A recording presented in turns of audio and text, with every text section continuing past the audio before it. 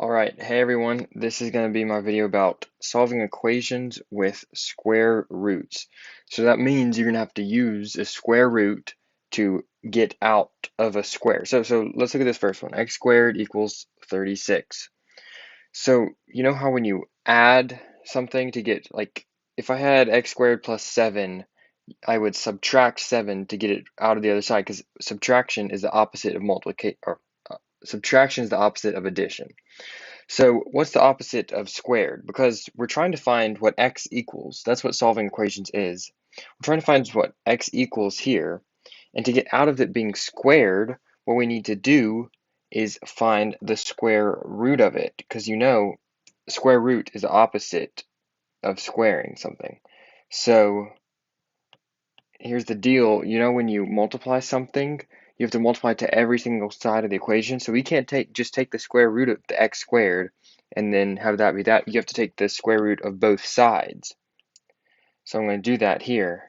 So when you take the square root of one side, remember you have to take the square root of both sides. So when you take the square root of x squared, what do you get? You just get x. That was the whole point, to get x by itself. And the reason for that is square root, when you have the square root of something being squared, those cancel out. So like if I said the square root of 4 squared, that would just be 4, because 4 squared is 16, the square root of 16 is just 4. So you don't even need to go through that. You can just say the square root of something being squared is going to be that number. So square root of x squared is x. So now let's look at the other side of this equation, square root of 36. So you should know that the square root of 36 is 6, but unfortunately, you can't just do that, because there's something special about square roots, and this is the only thing that's not totally normal about solving equations with square roots, but you just have to remember this.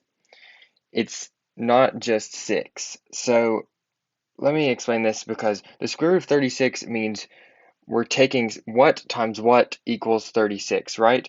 So the reason that one of the answers is 6 is because 6 times 6 equals 36.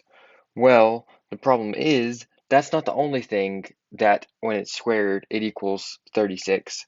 Also, negative 6 times negative 6 equals 36. So the problem is now we have two answers. So when you solve equations with square roots, there's not going to be just one answer like there normally would.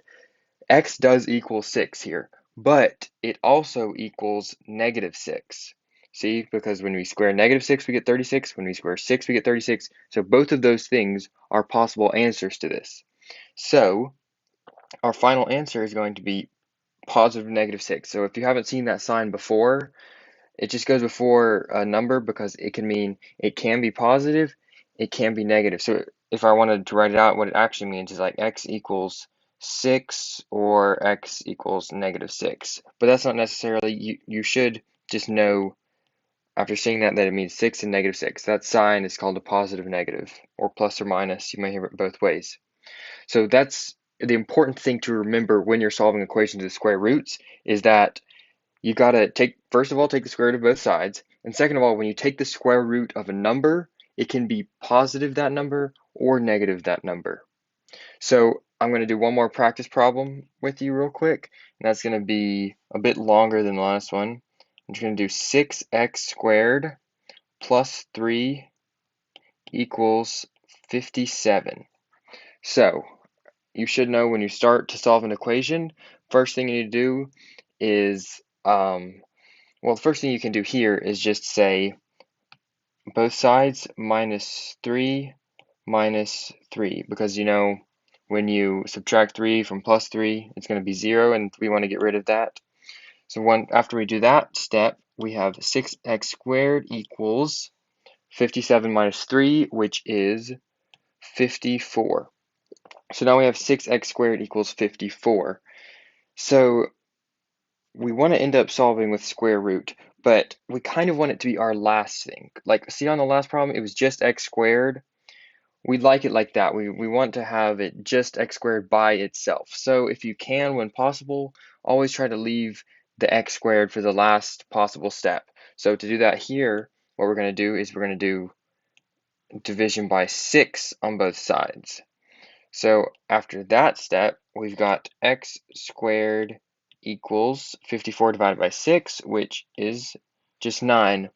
So now we're exactly where we were on last time, except instead of x squared equals 36, we're at x squared equals 9. So what is the square root of both sides? That's going to be the next thing to do. Square root, and we know over here we're going to have x, and if you remember, you're always going to have to remember this when you take the square root of a number, you're going to have positive, negative, and square root of 9 is 3.